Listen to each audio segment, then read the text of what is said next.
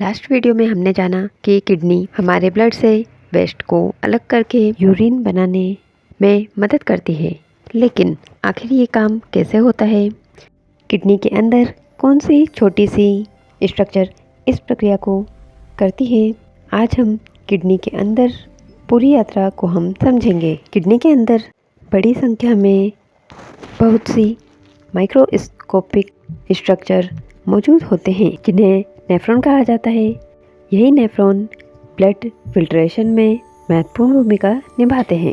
ये तो हम जान गए हैं कि नेफ्रॉन किडनी की फंक्शनल और स्ट्रक्चरल यूनिट है, पर ऐसा क्यों कहा जाता है, ये आज हम जानेंगे। अब एक नेफ्रॉन को ध्यान से देखते हैं।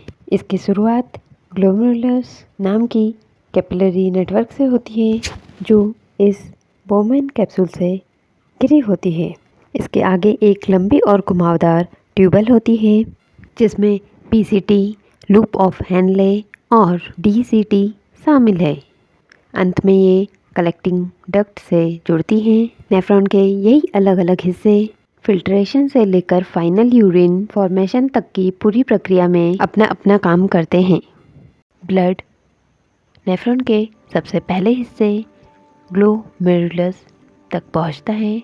यहाँ क्या होता है? ब्लड का फिल्ट्रेशन होता है। ब्लड में मौजूद पानी और छोटे घुले हुए पदार्थ जैसे यूरिया, सॉल्ट, ग्लूकोज फिल्ट्रेशन के बाद बोमेन कैप्सूल में पहुँच सकते हैं, लेकिन रेड ब्लड सेल और प्रोटीन जैसे बड़े कंपोनेंट सामान्यतः ब्लड में ही रहते हैं। देखिए, अब एक इंटरेस्टिंग बात समझिए। फिल्ट्रेशन के बाद जो फ्लूइड बनता है, उसमें सिर्फ वेस्ट प्रोडक्ट नहीं होते हैं। पानी और यूरिया के साथ साथ सॉल्ट, ग्लूकोज, एमिनो एसिड जैसे कुछ उपयोगी पदार्थ भी आ जाते हैं। इसलिए बॉडी का नेक्स्ट काम क्या रहेगा कि ज़रूरी पदार्थों को वापस ब्लड में लाना।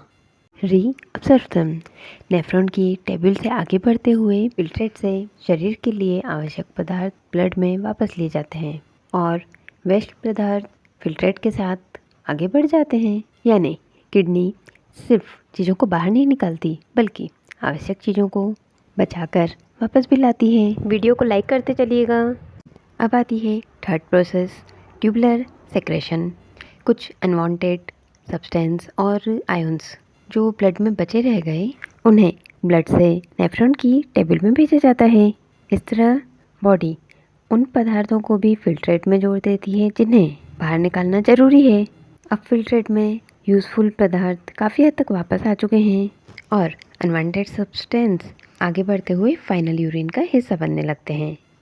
अब फिल्ट्रेट पहुंचता है लूप ऑफ हेनले में। इसका जो ये यू शेप्ड स्ट्रक्चर है ना, ये नेफ्रॉन की खास पहचान है। इसके अलग अलग हिस्सों में पानी और लवण की मूवमेंट अलग अलग तरीके से होती है। इससे किडनी को पानी और सॉल्ट का संतुलन बनाए रखने में मदद मिलती है।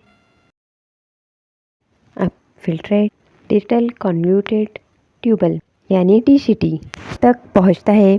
यहाँ और इसके बाद कलेक्टिंग डक्ट में शरीर की ज़रूरत के अनुसार पानी और कुछ आयंस का अंतिम एडजस्टमेंट होता है।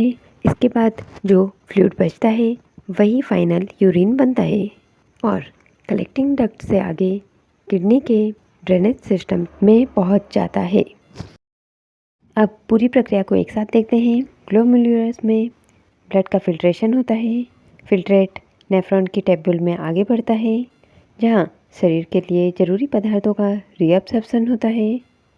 कुछ अतिरिक्त अनवांटेड सब्सटेंस ब्लड से टेबल में सिक्रेट किए जाते हैं। अलग अलग हिस्सों में पानी और सॉल्ट का एडजस्टमेंट होता रहता है और अंत में कलेक्टिंग डक्ट तक पहुँचते पहुँचते फाइनल यूरिन तैयार हो जाता है। ये फाइनल यूरिन किडनी के रीनल पल्विस में पहुंचती है। वहां से यह यूरेटर के रास्ते यूरिनरी ब्लैडर तक जाती है, जहां कुछ समय के लिए जमा रहती है और अंत में यूरेथ्रिया के माध्यम से शरीर से बाहर निकलती है। एग्जाम्स के लिए इन 4 पॉलिश पॉइंट्स को याद रखिए, खास करके आखिरी वाला, क्योंकि यूरिन फॉर्मेशन सिर्फ फिल्ट्रेशन का नाम नहीं है। एक्सक्रीटरी सिस्टम टॉपिक अभी बाकी है, तो जुड़े रहिए। मिलते हैं नेक्स्ट वीडियो में।